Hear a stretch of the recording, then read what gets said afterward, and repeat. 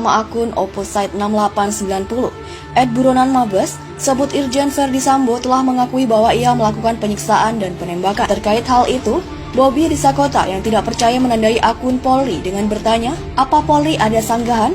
Sabtu 16 Juli 2022. Dalam cuitannya, Bobi Risakota @bobi_risakota mengunggah 4 cuitan dari Opposite 6890 @buronan Mabes, yang mana semua cuitannya tentang Verdi Sambo yang berkaitan dengan kematian dari Brigadir J, yang hingga saat ini masih terdapat sejumlah pertanyaan karena diduga ada kejanggalan. Pada cuitan Opposite 0890 yang dilihat dari cuitan Bobi Risakota, ia menyebut bahwa Irjen Verdi telah mengakui kepada Polri bahwa dirinya yang melakukan penyiksaan dan penembakan. Ia juga menambahkan bahwa yang Irjen Verdi adalah bos bendahara judi online Polri.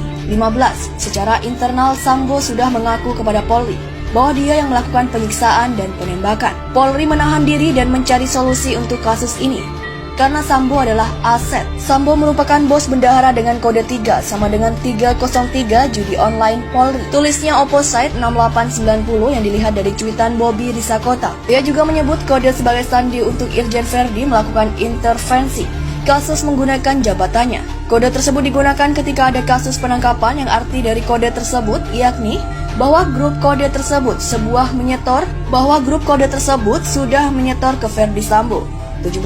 Dengan jabatannya, Sambo sering melakukan intervensi kasus. Bahkan kalau ada penangkapan kode 3 ketika menyebutkan sandi konsorsium, maka polisi wilayah tidak berani tangkap karena itu adalah sandi bahwa grup kode 3 tersebut sudah setor ke Sambo.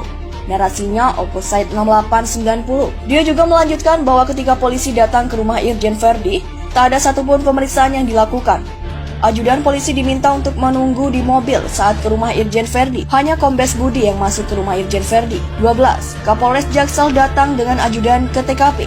Ajudannya diminta menunggu di mobil. Hanya Kombes Budi yang masuk ke rumah Verdi Sambo. Dan lebih parahnya tidak ada tim forensik dari Polres Jaksel atau Polda Metro yang ke TKP.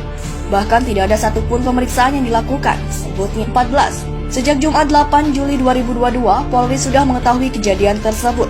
Situasi sudah mulai tegang dan diminta agar mereka silent semuanya, menyusun alibi untuk bisa dijelaskan ke publik nantinya. Sejak Jumat 8 Juli 2022, Polri sudah mengetahui kejadian tersebut.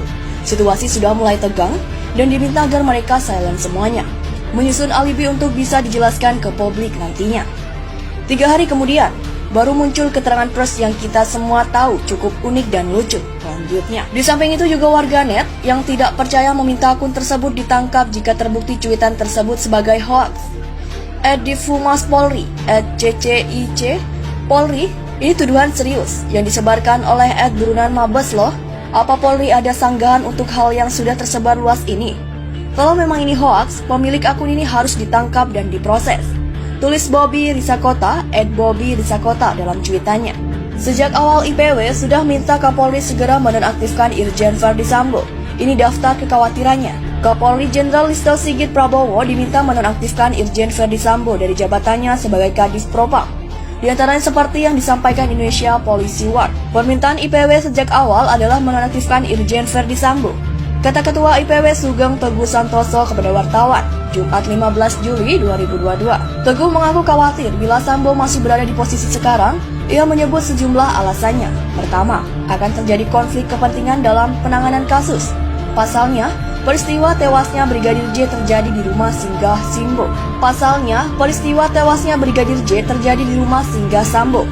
Kedua, IPW khawatir jika Sambo masih bercokol di jabatannya akan menciptakan presiden buruk. Semua anggota Polri yang diduga bermasalah secara hukum akan meminta perlakuan yang sama di kemudian hari. Kalau Sambo tidak dinonaktifkan, maka mereka akan minta perlakuan sama, ujar Teguh. IPW menyoroti tugas pokok dan fungsi jabatan yang diemban Sambo. IPW menegaskan Sambo seharusnya mampu membina dan mengawasi bawahannya. Namun tempat kejadian perkara merupakan rumah Sambo. Sambo pada kasus ini menunjukkan tidak mampu membina dan mengawasi bawahannya, sehingga timbul kasus yang menggemparkan ini, ungkapnya. Dalam kesempatan terpisah, Guru Besar Politik dan Keamanan Universitas Padjadjaran Muradi juga mendesak Kapolri menonaktifkan Sambo.